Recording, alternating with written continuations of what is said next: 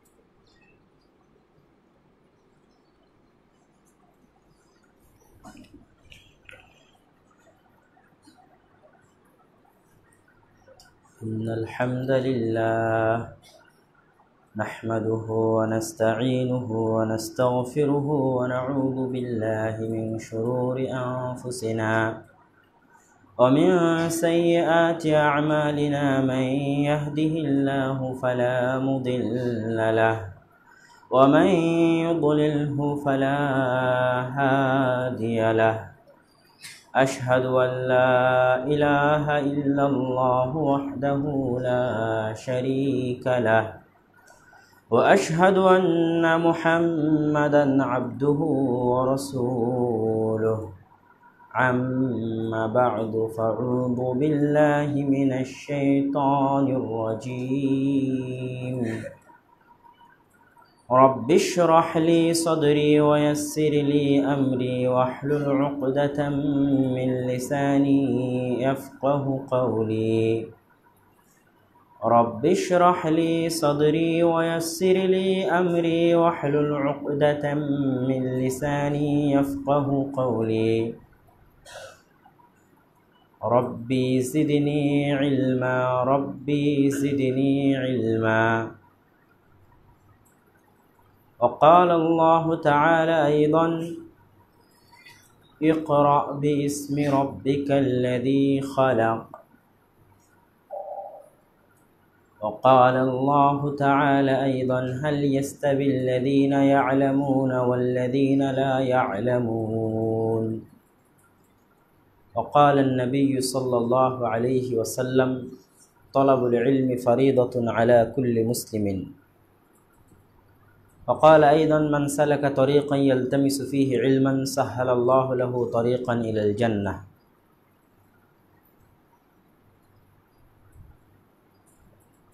সম্মানিত উপস্থিতি আল জামিয়াহ আস-সালাফিয়াহ ডাঙ্গিপাড়া পবা রাজশাহীর বাইতুল হামদ জামে মসজিদে অসম্পূর্ণ জামে মসজিদ যা এখনও তৈরি হওয়া কমপ্লিট হয়নি সেই মসজিদে আল জামিয়া আস-সালাফিয়ার ছাত্র এবং বহিরাগত কিছু সম্মানিত মুসল্লির সামনে আজ পবিত্র জুমার দিন কিছু বলা এবং কিছু শোনার যে আল্লাহ তৌফিক দান করেছেন তার শুকরিয়া আদায় করি আলহামদুলিল্লাহ। তারপর পরে দরুদ ও সালাম বর্ষিত হোক সর্বশেষ ও সর্বশ্রেষ্ঠ রাসূল আহমদ মুহাম্মদ মুস্তাফা সাল্লাল্লাহু আলাইহি ওয়াসাল্লামের প্রতি। আজকের জুমার খুতবায় আমার সংক্ষিপ্ত আলোচনার বিষয়বস্তু ইলম, জ্ঞান। যেহেতু উপস্থিত মুসল্লিদের অধিকাংশই আমাদের ছাত্র ভাই, এই জন্য প্রথম আলোচনাটা জ্ঞান সংশ্লিষ্ট হওয়াই উত্তম মনে করেছি। জ্ঞান এমন এক জিনিস যা মানুষের রক্ত, মানুষের বংশকে ছাপিয়ে যায়। যেমন মানুষের বংশের প্রভাব মানুষের উপর থাকে। বাপদাদা যদি খারাপ হয় তো সাধারণত ছেলেও খারাপ হয়, বাপদাদা যদি ভালো হয় তাহলে সাধারণত ছেলেও ভালো হয়। কিন্তু জ্ঞানের শক্তি এমন শক্তি যে বাপদাদা খারাপ হলেও জ্ঞান এমন জিনিস যা ছেলেকে ভালো করে দিবে। বংশের রক্তের প্রভাবকে ছাপিয়ে যায় জ্ঞান। জ্ঞানের আলো এত শক্তিশালী যে ওমর রাদিয়াল্লাহু তাআলা আনহু আল্লাহর রাসূলকে হত্যা করতে এসেছিলেন, তিনি জ্ঞানের আলোয় আলোকিত হয়ে পরিবর্তিত হয়ে ইসলাম ধর্ম গ্রহণ করলেন। জ্ঞান এত শক্তিশালী। জ্ঞান মানুষের রাগ, মানুষের আবেগ, মানুষের ক্রোধ, মানুষের রক্ত, মানুষের বংশ, এমনকি পরিবেশ। একটা ছেলে এমন পরিবেশে বড় হয়েছে যেই পরিবেশ তাকে হিংসুটে, বদমেজাজি, খারাপ, চরিত্রহীন করে গড়ে তুলেছে। এই রকম বদমেজাজি, হিংসুটে, খারাপ, চরিত্রহীন ছেলেটাও যদি জ্ঞানের আলোয় আলোকিত হয়ে যায়, তাহলে তার পরিবেশকেও সে তার জ্ঞান ছাপিয়ে যায় এবং জ্ঞানের শক্তি পরিবেশকে পরাজিত করে দেয় এবং সে ভালো হয়ে যায়। জ্ঞান হচ্ছে এমন শক্তি। ইসলামের অপর নামই হচ্ছে জ্ঞান। কেন বললাম ইসলামের অপর নাম জ্ঞান? রাসূল সাল্লাল্লাহু আলাইহি ওয়াসাল্লাম জাহিলিয়াতের যুগে প্রেরিত হয়েছেন। জাহিলিয়াতের যুগ মানে কি? জাহিলিয়াতের যুগ মানে কি? তোমাদেরকে জিজ্ঞেস করতেছি, বলো জাহিলিয়াতের যুগ মানে কি? হ্যাঁ, অন্ধকারাচ্ছন্ন যুগ। সুন্দর। তো জাহিলিয়াত শব্দের শাব্দিক অর্থ হচ্ছে জাহাল। জাহাল শব্দের অর্থ হচ্ছে মূর্খতা, অজ্ঞতা। তোমরাও পরস্পরকে বলো যে অমুক জাহেল। জাহেল মানে কি? অজ্ঞ, মূর্খ। তো জাহিলিয়াতের যুগ মানে হচ্ছে অজ্ঞতার যুগ, মূর্খতার যুগ, জ্ঞানহীনতার যুগ। ওই জাহিলিয়াতকে দূর করার জন্য রাসূল সাল্লাল্লাহু আলাইহি ওয়াসাল্লাম কি নিয়ে এসেছিলেন? কি নিয়ে এসেছিলেন? ইসলাম নিয়ে এসেছিলেন। তার মানে অজ্ঞতা, মূর্খতাকে দূর করার জন্য ইসলাম আনা হলো। মানে ইসলামের অপর নাম হচ্ছে জ্ঞান, ইসলামের অপর নাম হচ্ছে ইলম। যেখানে জ্ঞান প্রবেশ করবে সেখান থেকে অজ্ঞতা, মূর্খতা পালিয়ে যাবে, সেখান থেকে জাহিলিয়াত পালিয়ে যাবে।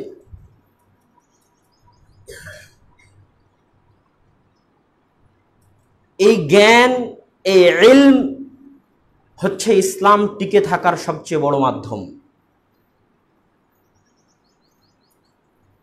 রাসূল সাল্লাল্লাহু আলাইহি ওয়াসাল্লাম বলছেন, আল উলামা ওয়ারাসাতুল আম্বিয়া, আলেমগণ হচ্ছেন নবীদের উত্তরাধিকারী। তো কিসের উত্তরাধিকারী? লা ইউরিসুনা দিনারান ওয়ালা দিরহামান। আল্লাহর রাসূল মুহাম্মদ সাল্লাল্লাহু আলাইহি ওয়াসাল্লাম 10 টাকা রেখে যাননি, যার উত্তরাধিকারী আবু বকর রাদিয়াল্লাহু তাআলা আনহু হবে, যার উত্তরাধিকারী আব্দুল্লাহ বিন আব্বাস হবে, যার উত্তরাধিকারী আব্দুল্লাহ বিন মাসউদ হবে। তিনি জমি জায়গা রেখে যাননি, যার উত্তরাধিকারী আবু হুরায়রা রাদিয়াল্লাহু তাআলা আনহু হবে। তাহলে নবী কি রেখে গেছেন? কোরআন এবং হাদিসের জ্ঞান রেখে গেছেন, যার উত্তরাধিকারী চিরদিন আলেমগণ হবে, জ্ঞানীগণ হবে। আল উলামা ওয়ারাসাতুল আম্বিয়া, জ্ঞানীগণ হচ্ছে নবীদের জ্ঞানের উত্তরসূরি। আল্লাহ সুবহানাহু তাআলা প্রতি যুগে নবী রাসূল পাঠিয়েছেন, কিন্তু গত 1400 বছরে কোনো নবী রাসূল আসেনি। তো গত 1400 বছরে কোনো নবী রাসূল না আসার পরও এত ছাত্র জামিয়া সালাফিয়াতে কেন? এত মানুষ এখানে সালাত আদায় করতে এসেছে কেন? এত মানুষ 1400 বছর পরে মুসলমান কিভাবে? তোমরা মুসলমান কিভাবে? কে তোমাদের নিকটে রিসালাত, জ্ঞানের দাওয়াত পৌঁছে দিল? গত 1400 বছর ধরে ইসলাম কিভাবে টিকে আছে অথচ কোনো নবী রাসূল নাই? অথচ ইব্রাহিম আলাইহিস সালাম চলে যাওয়ার তার জীবদ্দশাতেই 2 জন ছেলেকে নবুয়ত দেওয়া লেগেছে, একজন ইসমাইল, একজন ইসহাক। তার জীবদ্দশাতেই তার চাচতো ভাই লূত আলাইহিস সালাতু ওয়াস সালাম আরেক জায়গায় নবুয়তের দায়িত্ব পালন করছিলেন। তাহলে গত 1400 বছরে কোনো নবী রাসূলই নাই, অথচ ইসলাম টিকে আছে কেন? আল উলামা ওয়ারাসাতুল আম্বিয়া, আলেমগণ হচ্ছে নবীদের উত্তরাধিকারী, নায়েব। একটা দেশের যেমন প্রধানমন্ত্রী, সহকারী প্রধানমন্ত্রী, প্রেসিডেন্ট, সহ প্রেসিডেন্ট, সভাপতি, সহ সভাপতি, আমির, নায়েবে আমির, সেরকম আল্লাহর রাসূল চলে গেছেন, তো তারপরে নায়েবে রাসূল, তার দায়িত্ব, তার প্রতিনিধি হয়ে কিয়ামত পর্যন্ত কোরআন এবং হাদিসের দাওয়াত দিয়ে যাবে আলেমগণ। প্রত্যেক মানুষের মর্যাদা বোঝা যায় তার পদ দিয়ে, তার পদবি দিয়ে। যে অমুক কি? অমুক প্রিন্সিপাল, এটা তার পদ। অমুক কি? তো অমুক এই। স্কুলের হেডমাস্টার, বিশ্ববিদ্যালয়ের ভিসি, এটা তার পদ। একজন ছাত্রের পদ কি? তোমরা যে ছাত্র পড়াশোনা করতে এসেছো, তোমাদের পদের নাম কি? তোমরা কোন পদের অধিকারী? তোমাদের পদের নাম হচ্ছে আল উলামা ওয়ারাসাতুল আম্বিয়া, আলেমগণ নবীদের উত্তরাধিকারী। তোমরা হচ্ছে নায়েবে রাসূল, আল্লাহর রাসূলের স্থলাভিষিক্ত। তোমরা প্রত্যেক যে ছাত্র কোরআন এবং হাদিস শিখতে এসেছো তারা সকলেই নায়েবে রাসূল, আল্লাহর রাসূলের স্থলাভিষিক্ত। রাসূল সাল্লাল্লাহু আলাইহি ওয়াসাল্লাম চলে গেছেন। গত 1400 বছরে এরকম শত নায়েবে রাসূল, হাজারো নায়েবে রাসূল তার জায়গায় দাঁড়িয়ে দ্বীনের দাওয়াত দিয়েছে। শাইখুল ইসলাম ইবনে তাইমিয়া, শাইখ নাসিরউদ্দিন আলবানী, ইমাম বুখারী, ইমাম মুসলিম সকলেই ছিলেন নায়েবে রাসূল, আল্লাহর রাসূলের স্থলাভিষিক্ত। কোরআন এবং হাদিসের দাওয়াত মানুষের মাঝে দিয়ে গেছেন। তোমরাও এই নায়েবে রাসূল হওয়ার জন্য এখানে এসেছো। এটা তোমাদের পদ, এটা তোমাদের পদবি, এটা তোমাদের মর্যাদা। এই জন্য রাসূল সাল্লাল্লাহু আলাইহি ওয়াসাল্লাম বলছেন, মান সালাকা তরিকান ইয়ালতামিসু ফীহি ইলমান, কেউ এমন কোন রাস্তায় চললো যে রাস্তায় সে জ্ঞান অন্বেষণ করে, কোরআন এবং হাদিসের জ্ঞান, সাহহালাল্লাহু লাহু তরিকান ইলাল জান্নাহ, আল্লাহ সুবহানাহু ওয়া তাআলা তার জান্নাতে যাওয়ার রাস্তাকে সহজ করে দেন। এটা হচ্ছে একজন তালেবে ইলমের ফজিলত। তালেবে ইলমের ফজিলতের শত হাদিস আছে। ইন্নাল মালাইকাতা লাতাদউ আজনিহাতাহা রিদান লিতালিবিল ইলম, ফেরেশতা তাদের পর পাখা বিছিয়ে দেয় কোরআন এবং হাদিসের জ্ঞান অন্বেষণকারী ছাত্রের সম্মানে তার পায়ের নিচে। একজন ছাত্রের জন্য ক্ষমা প্রার্থনা করে আল হুতু ফি জাওফিল মা, সারা পৃথিবীর সবকিছু, এমনকি পানির পেটে থাকা মাছও, মাটির পেটে থাকা পিঁপড়াও একজন তালেবে ইলম, জ্ঞান অন্বেষণকারী ছাত্রের জন্য আল্লাহর দরবারে ক্ষমা প্রার্থনা করে। এটা হচ্ছে একজন ছাত্রের মর্যাদা, একজন জ্ঞানীর মর্যাদা। এই জন্য আল্লাহ সুবহানাহু ওয়া তাআলা কোরআনে বলেছেন, ইন্নামা ইয়াখশাল্লাহু মিন ইবাদিহিল উলামা, আল্লাহকে ভয় করে আলেমগণ। এই শব্দের অর্থ কি? এই বাক্যের অর্থ কি? আমি যদি বলি আলেম, তাহলে অনেকের চোখের সামনে আসবে আরে শত আলেম, ফাজিল কামিল, দাওরায়ে হাদিস, ডক্টরেট ডিগ্রি অধিকার করার পরেও সুদ খায়, ঘুষ খায়। তাহলে আল্লাহকে ভয় করে আলেমগণ, এটা কিভাবে হলো? আল্লাহকে ভয় করে জ্ঞানীগণ, সত্যিকার জ্ঞানীগণ। কেউ ফাজিল কামিল পাশ করেছে, দাওরা পাশ করেছে, জামিয়া সালাফিয়া থেকে পড়াশোনা করে গেছে, মদিনা বিশ্ববিদ্যালয় থেকে পড়াশোনা করে এসেছে, তারপরও পাপাচারে লিপ্ত, ঠিকমতো সালাত আদায় করে না, মসজিদে আসে না, তার কাছে সার্টিফিকেট আছে কিন্তু জ্ঞান নাই। কেননা যে জ্ঞানী সে অবশ্যই আল্লাহকে ভয় করবে। যে অজ্ঞ, যে মূর্খ, সে আল্লাহকে ভয় করে না। যে জ্ঞানী, যে বুঝে, সে অবশ্যই আল্লাহকে ভয় করবে। এই জন্য প্রকৃত আলেম, প্রকৃত জ্ঞানী হচ্ছে মুত্তাকিরা, পরহেজগারেরা, তারা হচ্ছে প্রকৃত আলেম, প্রকৃত জ্ঞানী। তো উপস্থিত সম্মানিত ছাত্রবৃন্দ, আমরা আলোচনা করছিলাম জ্ঞান সম্পর্কে, জ্ঞানের গুরুত্ব এবং ফজিলত সম্পর্কে। এই পর্যায়ে আমি আমার সংক্ষিপ্ত আলোচনাকে নিয়ে যেতে চাই, আমি কিভাবে একজন ভালো আলেম হব। এখানকার উপস্থিত প্রত্যেক ছাত্র এবং তাদের পিতামাতা এখানে তাদেরকে পাঠিয়েছে আলেম করার জন্য, জ্ঞানী করার জন্য। এখানে দুই ধরনের ছাত্র আছে। এক ধরনের ছাত্র যে নিজে কিছু জানে না যে সে এখানে কেন এসেছে, অথবা সে চায় না এখানে থাকতে বা অন্য কোনো মাদ্রাসায় থাকতে, কিন্তু তার বাপ মা তাকে জোর করে পাঠিয়েছে যে বাবা তোমাকে আলেম হতে হবে, এই জন্য সে এখানে আছে। আর আরেক ধরনের ছাত্র আছে যারা নিজে থেকেই চায় যে আমি আলেম হব। এই সমস্যাটা কখন সৃষ্টি হয়? পিতামাতা যতই জোর করুক সন্তানকে আলেম বানাবে, যখন সন্তান নিজে না চাইবে যে আমি আলেম হব, ততক্ষণ আলেম হওয়া সম্ভব নয়। এটা কখন সম্ভব? সন্তানের সামনে রোল মডেল, তোমাদের সামনে রোল মডেল পেশ করতে হবে। তোমরা কার মতো হতে চাও? তোমার সকাল সন্ধ্যা উঠা বসা যদি ক্রিকেটের সাথে হয়, তাহলে তুমি সাকিব আল হাসানের মতো হতে চাইবে। যতই তুমি কোরআন হাদিস পড়াশোনা করো, তোমার মাথায় বিশ্বের শ্রেষ্ঠ এবং বড় সম্মানী ব্যক্তিদের, যাদেরকে মানুষ ভালোবাসে, যাদেরকে মানুষ সম্মান করে, তাদের নামের লিস্টে ক্রিকেটাররাই থাকবে। তোমার সকাল সন্ধ্যা উঠা বসা যদি এমন কারোর সাথে হয়, এমন জিনিসের সাথে হয় যা মুভি, চলচ্চিত্র, ছবির সাথে সম্পৃক্ত, তাহলে তার নায়কেরাই তোমার মাথায় রোল মডেল হিসেবে থাকবে। তখন পড়াশোনায় তোমার মন বসবে না। যতই তোমার বাপ মা তোমার পিছনে চেষ্টা করুক, যতই টাকা পয়সা খরচ করুক, তুমি পড়াশোনায় মন বসাতে পারবে না।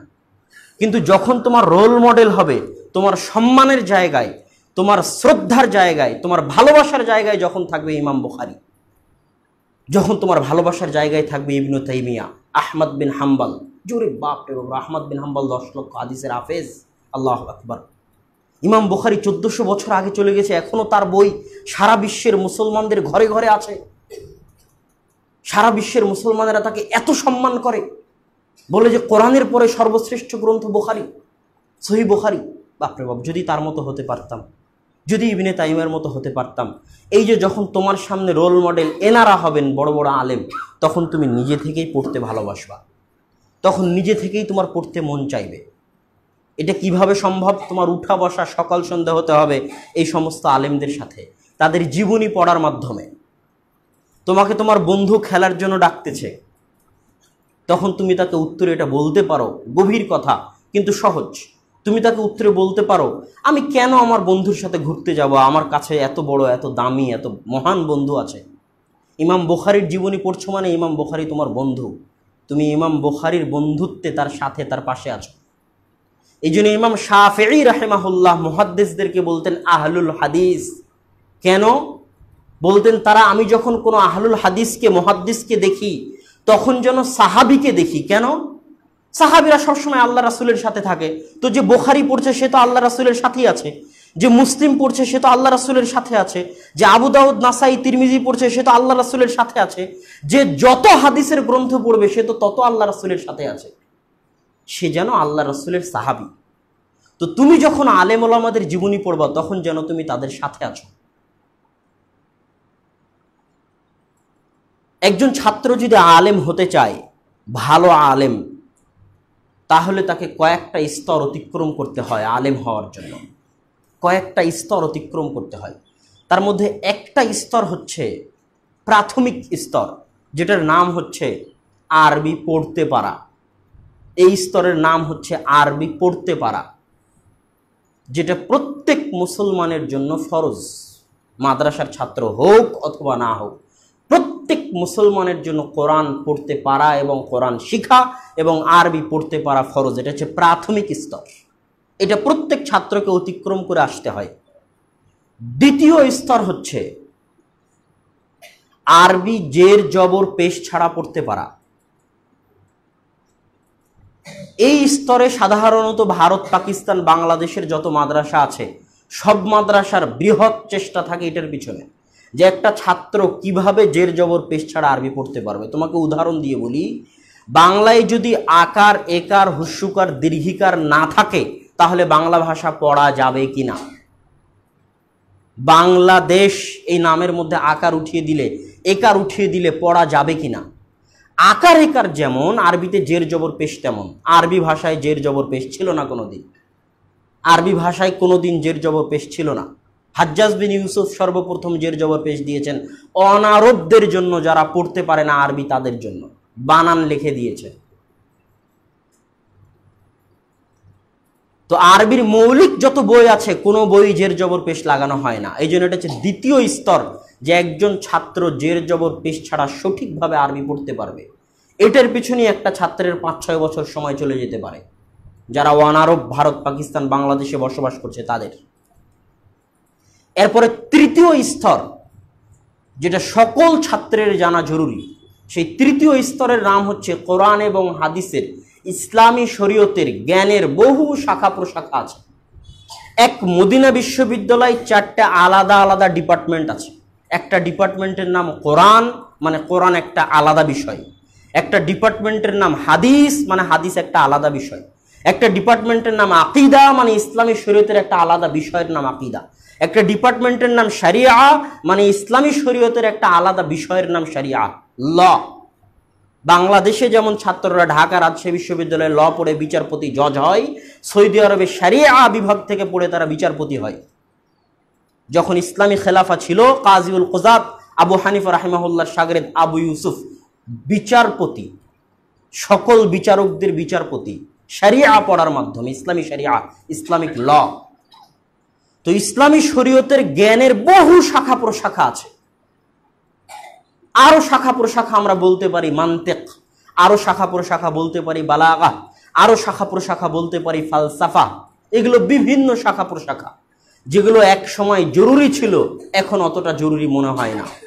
তো আমাদের আলোচনার মূল বিষয়বস্তু হচ্ছে ইসলামী শরীয়তের জ্ঞানের শাখা প্রশাখা বহু। তো একজন ছাত্রের আলেম হওয়ার পিছনে তৃতীয় ধাপ, তৃতীয় স্তর হচ্ছে যে যত শাখা প্রশাখা আছে সব শাখা প্রশাখার একটা মৌলিক বই ওই ছাত্রের মুখস্থ থাকতে হবে। যেমন নাহু সরফ একটা ইসলামী শরীয়তের জ্ঞানের একটা শাখা প্রশাখা আরবি ভাষা শেখার জন্য। তো নাহু সরফের একটা মৌলিক বই ছাত্রের মুখস্থ থাকতে হবে। সরফের মধ্যে মিজান মুনসাইব আর নাহুর মধ্যে আমিনুন নাহু মুখস্থ থাকতে হবে, ঠুটস্থ, মরা পর্যন্ত, না হলে অচল হয়ে যাবে, চলতে পারবে না। এরকম উসুলে হাদিসের একটা বই মুখস্থ থাকতে হবে, ঠুটস্থ, মৌলিক বই। উসুলে তাফসিরের একটা মৌলিক বই মুখস্থ, ঠুটস্থ থাকতে হবে। উসুলে ফিকহার একটা বই, মৌলিক বই মুখস্থ, ঠুটস্থ থাকতে হবে। এইরকম সকল শাখা প্রশাখার মৌলিক একটা করে বই মুখস্থ করার পরে ওই শাখা প্রশাখা সংশ্লিষ্ট যত বড় বই আছে সেগুলো বিখ্যাত ভালো জ্ঞানী পণ্ডিত আলেমের নিকটে বসে পড়তে হবে। এটা হচ্ছে তৃতীয় স্তর। বাংলাদেশে খুব কম প্রতিষ্ঠান আছে যারা দ্বিতীয় স্তরকে অতিক্রম করে তৃতীয় স্তরে প্রবেশ করতে পারে। দ্বিতীয় স্তর মানে জের জবর পেশ ছাড়া আরবি পড়তে পারা। এই স্তরে বাংলাদেশের প্রতিষ্ঠান, ভারত পাকিস্তানের প্রতিষ্ঠানগুলোর ইতি ঘটে, শেষ ঘটে। এটা ছাত্রকে শিখাতে শিখাতেই প্রতিষ্ঠান শেষ হয়ে যায়। তরজমাতুল কোরআনে কি পড়ে? তারকিব তাহকিক। তরজমাতুল কোরআনে কোনো ছাত্র তাফসির পড়ে না। হাদিসে কি পড়ে? শুধু জের জবর পেশ এবারত লাগানো এবং হাদিসের অনুবাদ। জের জবর পেশ ঠিক হলো কিনা হাদিসের, এর পিছনেই ভারত পাকিস্তান বাংলাদেশের শিক্ষকদের সময় ব্যয় হয়ে যায় ছাত্রকে শিখাতে শিখাতে।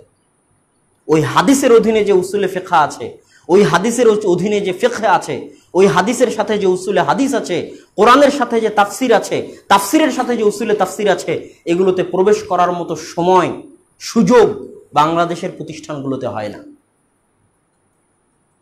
তো আমরা এতক্ষণ আলোচনা করছিলাম আলেম কিভাবে হব, তার তিনটে স্তর। এই তৃতীয় স্তর, যেই স্তরে ইসলামী শরীয়তের জ্ঞানের শাখা প্রশাখার প্রত্যেকগুলোর মৌলিক বই মুখস্থ থাকতে হবে এবং বড় কিছু বই ভালো কোনো শিক্ষকের নিকটে পড়তে হবে, এটা তৃতীয় স্তর। এই স্তর যদি কোনো ছাত্র অতিক্রম করে যায়, এই স্তরে যদি কোনো ছাত্র পৌঁছে যায়, তাহলে তার জন্য করণীয় হচ্ছে অত্যাধিক মোতালাহ এবং মুযাকারা। এই স্তরে পৌঁছার পর এই কথাটা আমার মরা পর্যন্ত যদি কোনো ছাত্র মনে রাখে তাহলে তার জীবনে কাজে দিবে। এই স্তরে পৌঁছে যাওয়ার পর তোমাদের মধ্যে কোনো ছাত্র যদি নাসিরউদ্দিন আলবানীর চাইতে বেশি পড়তে পারে তাহলে সে নাসিরউদ্দিন আলবানীর চাইতে বড় আলেম হবে। এই তৃতীয় স্তরে পৌঁছার পর কেউ যদি ইবনে তাইমিয়ার চাইতে বেশি পড়তে পারে তাহলে সে ইবনে তাইমিয়ার চাইতে বড় আলেম হবে। আর যদি আল্লাহ তাকে মুখস্থ শক্তি আল্লাহ প্রদত্ত দিয়ে থাকে, বুঝ শক্তি, তাহলে তাদেরকে সে ছাড়িয়ে চলে যেতে পারে। এই স্তরে পড়ার পর যে যত পড়বে, যে যত বই মোতালা করবে, সে তত বড় আলেম। এখন বর্তমান পৃথিবীতে কেউ যদি বলে যে শেখ সালেহ আল উসাইমিন, শেখ বিন বাজ, বা আমরা যাদের বক্তব্য শুনি ডাক্তার জাকির নায়েক বা অমুক তুমুক, তারা অনেক বড়, এই স্তরে পৌঁছার পর কোনো ছাত্র যদি ডাক্তার জাকির নায়েকের চাইতে বেশি বই পড়তে পারে তো সে ডাক্তার জাকির নায়েককে ছাড়িয়ে যাবে। এই স্তরে পৌঁছার পর কেউ যদি বিন বাজের চাইতে বেশি বই পড়ে নিতে পারে তো বিন বাজকে ছাড়িয়ে যাবে। শেখ সালেহ আল উসাইমিনের চাইতে বেশি বই পড়তে পারে তো শেখ সালেহ আল উসাইমিনকে ছাড়িয়ে যাবে। একজন ছাত্রের আলেম হওয়ার পিছনে তিনটা স্তর। আমি বাংলা ইংরেজিকে সাথে নিয়ে নিই, কেননা আলেম হওয়ার জন্য বাংলা ইংরেজি জানা জরুরি নয়, এই জন্য সাথে নিয়ে নিই। যে শিখবে ফালিল্লাহিল হামদ। এবার ছাত্রদের উদ্দেশ্যে আরো একটি জরুরি কথা। বাংলাদেশের আলেমের ময়দান খালি, ফাঁকা। তোমরা যখন ফুটবল খেলো বলো যে ফাঁকা মাঠে গোল দিল, কোনো প্লেয়ার নাই, ফাঁকা মাঠে গিয়ে গোল দিল, এটা অনেক সহজ। বাংলাদেশের মাঠ ফাঁকা, কিভাবে ফাঁকা হয় আমি আর ভুক্তভোগী স্বচক্ষে দেখেছি। তোমরাও যারা এখন ক্লাস 6-7-এ খুব মেধাবী ছাত্র, তারা যখন ক্লাস 8 পাশ করবা তখন 8-এর সমাপনী পরীক্ষার পরে খুব মেধাবী যারা, তারা মাদ্রাসা ছেড়ে দিয়ে অন্য কোথাও চলে যাবে। যদি 8-এ মাদ্রাসা না ছাড়ে তাহলে দাখিলে A+ গোল্ডেন A+ পাওয়ার পর মাদ্রাসা ছেড়ে দিবে। যদি দাখিলে মাদ্রাসা না ছাড়ে তাহলে আলিমে A+ গোল্ডেন A+ পাওয়ার পর মাদ্রাসা ছেড়ে দিয়ে ঢাকা রাজশাহী বিশ্ববিদ্যালয়ে ল, সাংবাদিকতা, আন্তর্জাতিক সম্পর্ক, ইংলিশ ইত্যাদি বিষয়ে ভর্তি হবে। মেধাবী ছাত্ররা এইভাবে ঝরে যাবে। শুধু তাই নয়, শুরুতেও সমস্যা আছে।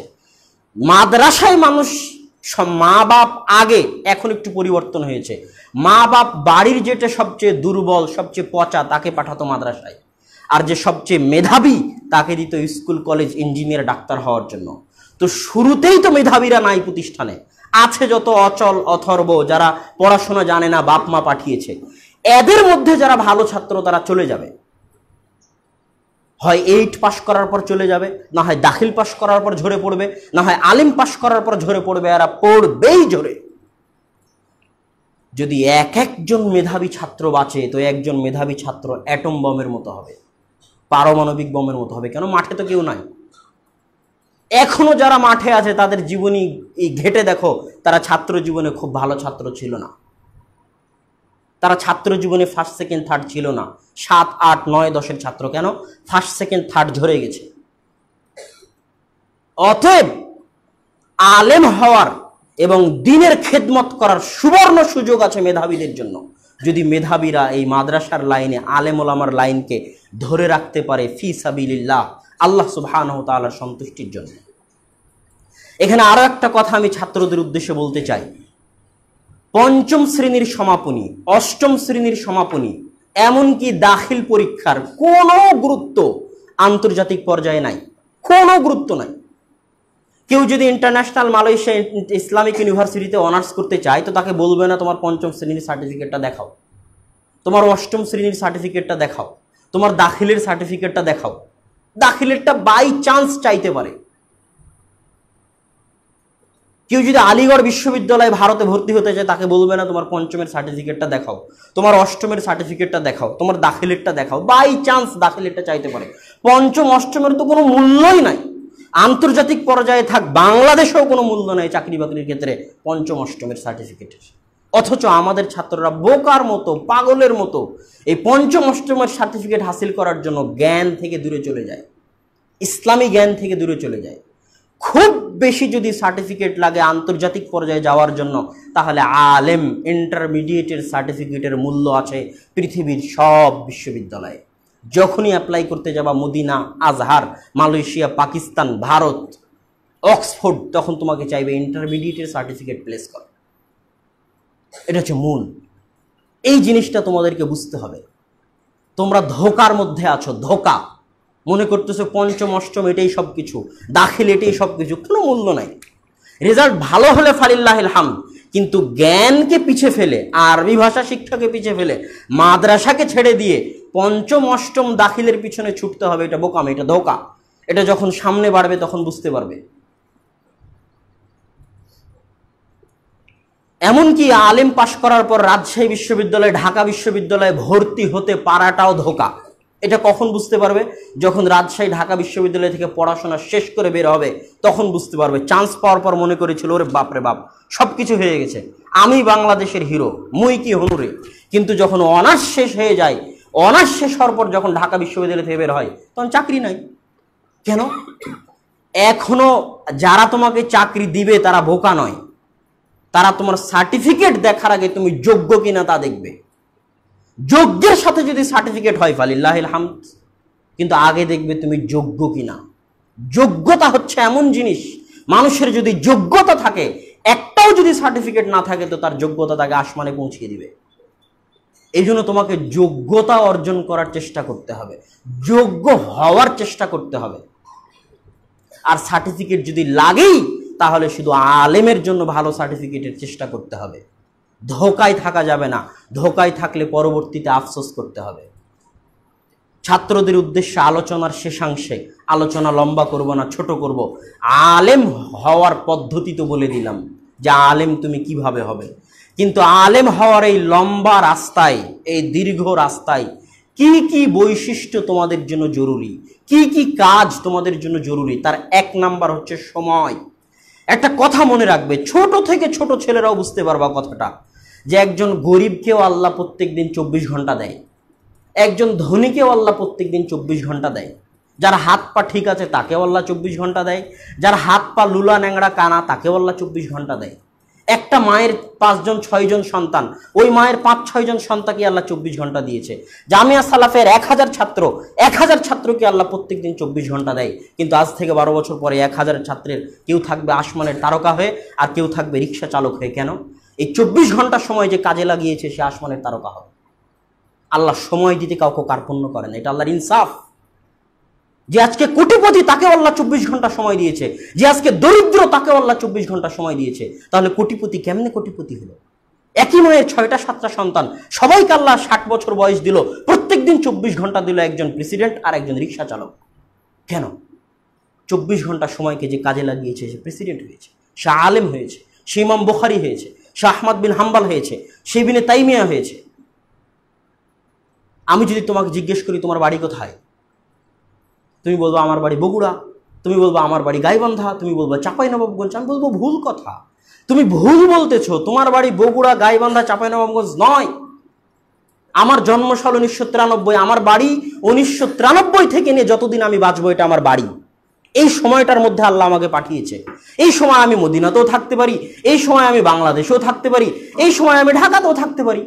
আমার আসল বাড়ি হচ্ছে আমার সময়।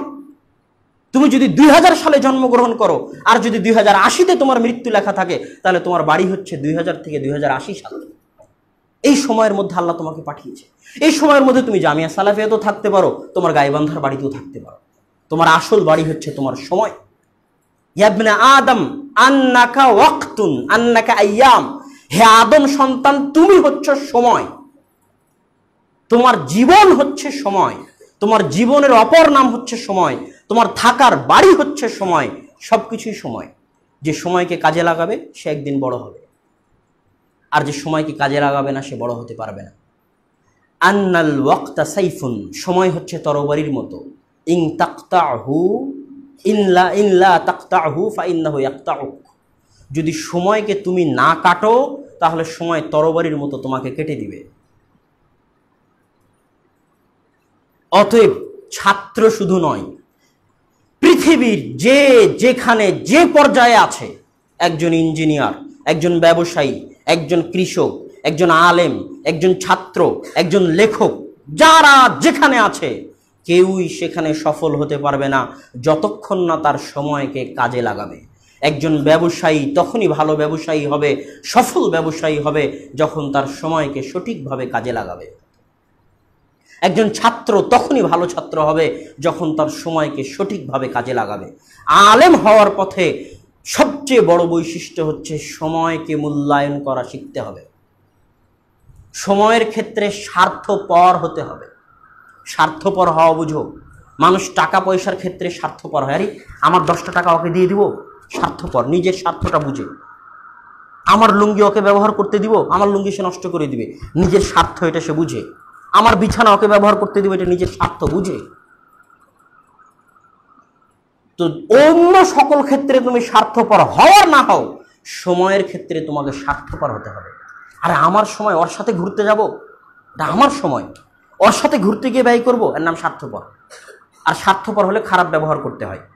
তোমাকে ডাকলো চল বন্ধু একটু ঘুরে আসি, তখন বলতে হবে না আমার সময় নাই, এর নাম স্বার্থপর হওয়া। সময়ের ক্ষেত্রে যে যত স্বার্থপর সে তত সফল। সময়ের ক্ষেত্রে তোমাকে নিজের স্বার্থটা আগে বুঝতে হবে। আজকে যে বন্ধু আছে কালকে সে থাকবে না। যত সময় যাবে তত বুঝতে পারবা যে যত স্বার্থপর সময়ের ক্ষেত্রে সে তত সফল। সময়ের ক্ষেত্রে আরো একটা জিনিস মাথায় রাখতে হবে, টাইম ম্যানেজমেন্ট। আমি যদি এখানে টাকার নোট ছিটিয়ে দিই আর টাকার পয়সা ছিটিয়ে দিই, তো একটা ছাত্র শুধু পয়সাগুলো কুড়ালো, একই সময় লাগতেছে, আর আরেকটা ছাত্র শুধু নোটগুলো কুড়ালো, একই সময় লাগতেছে। সময় একই, দুইজনই 10 ঘন্টা যাবত, একজন নোট করালো আর একজন পয়সা করালো।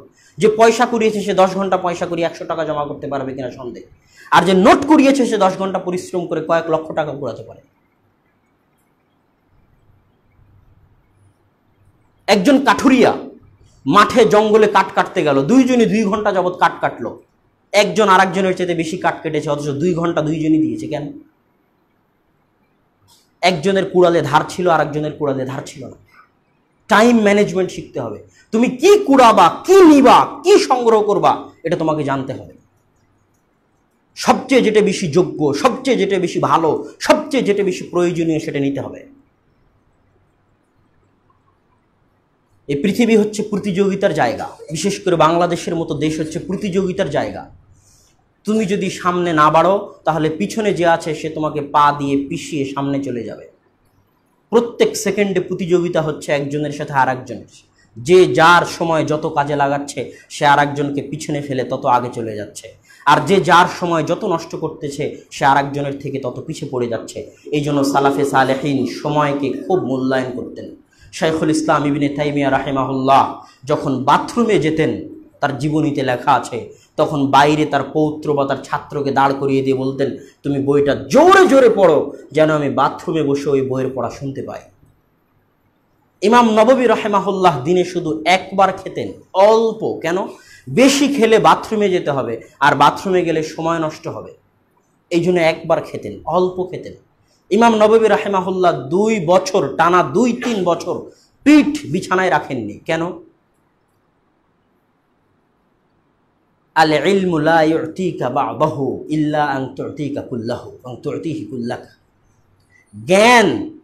জ্ঞানকে যদি তুমি সব কিছু দিয়ে দাও তাহলে জ্ঞান তোমাকে সামান্য কিছু দিবে। ইহইয়া ইবনে মাঈন একজন বড় মুহাদ্দিস, তার পিতা তার জন্য 10 লক্ষ দিনার ছেড়ে গেছিলেন। পুরো 10 লক্ষ দিনার, সেই কালে, মানে এই কালে 100 কোটি পার, পুরো 100 কোটি টাকা তিনি জ্ঞান অর্জনের পিছনে ব্যয় করেছেন। তো জ্ঞান অর্জনের পিছনে ব্যয় করতে করতে করতে করতে তার কাছে আর জামা কেনার মতো টাকা ছিল না, স্যান্ডেল কেনার মতো টাকা ছিল না। যখন তুমি জ্ঞানকে সব দিয়ে দিবে, ধন সম্পদ, টাকা পয়সা, সময়, শ্রম, তখন জ্ঞান তোমাকে অল্প কিছু দিবে। আল ইলমু লা ইয়াতি বিরাহাতিল জিসম। শরীরের আরামে জ্ঞান আসে না, শরীরকে কষ্ট দিলে জ্ঞান আসে। আরো একটা জিনিস মনে রাখবে, সাময়িক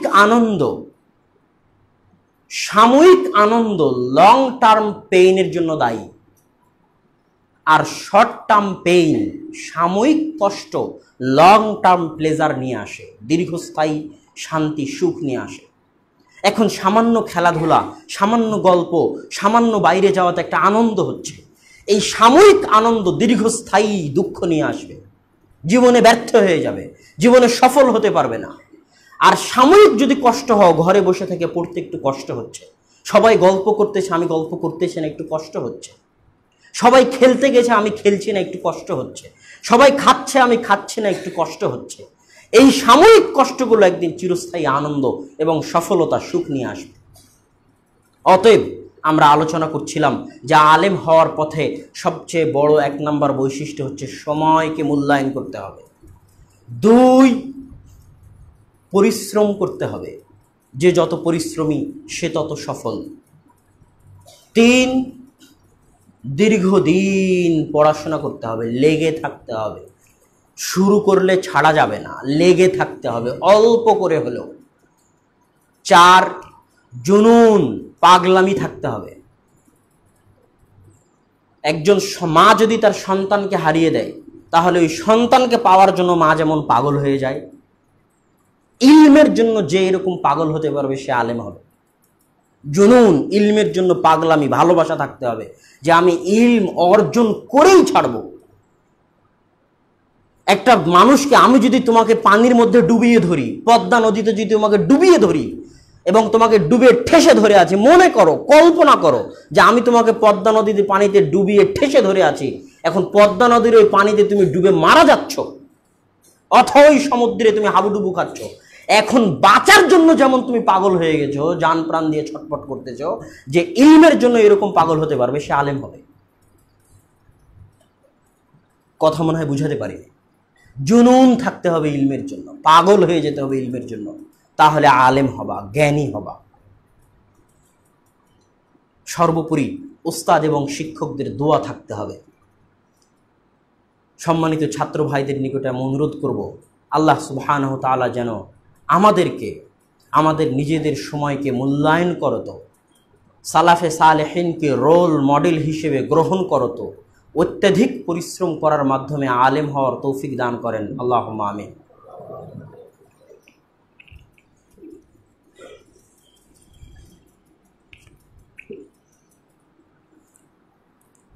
আলহামদুলিল্লাহ ওয়াহদাহু ওয়াসসালাতু ওয়াসসালামু আলা মান লা নাবিয়্যা বা'দাহু, আম্মা বা'দ, ফাআউযু বিল্লাহি মিনাশ শাইতানির রাজীম। ইয়া আইয়ুহাল্লাযীনা আমানু সাল্লু আলাইহি ওয়া সাল্লিমু তাসলিমা। اللهم صل على محمد وعلى آل محمد كما صليت على إبراهيم وعلى آل إبراهيم إنك حميد مجيد. اللهم بارك على محمد وعلى آل محمد كما باركت على إبراهيم وعلى آل إبراهيم إنك حميد مجيد. ربنا ظلمنا أنفسنا وإن لم تغفر لنا وترحمنا لنكونن من الخاسرين. ربنا آتنا في الدنيا حسنة وفي الآخرة حسنة وقنا عذاب النار. رب ارحمهما كما ربياني صغيرا. اللهم انصر من نصر دين محمد صلى الله عليه وسلم واجعلنا منهم. اللهم اخذل من خذل دين محمد صلى الله عليه وسلم ولا تجعلنا منهم. اللهم انصر المؤمنين والمسلمين والمجاهدين والمظلومين في كل مكان. اللهم اخذل اليهود والنصارى والكفرة والمشركين. سبحان ربك رب العزة عما يصفون وسلام على المرسلين والحمد لله رب العالمين.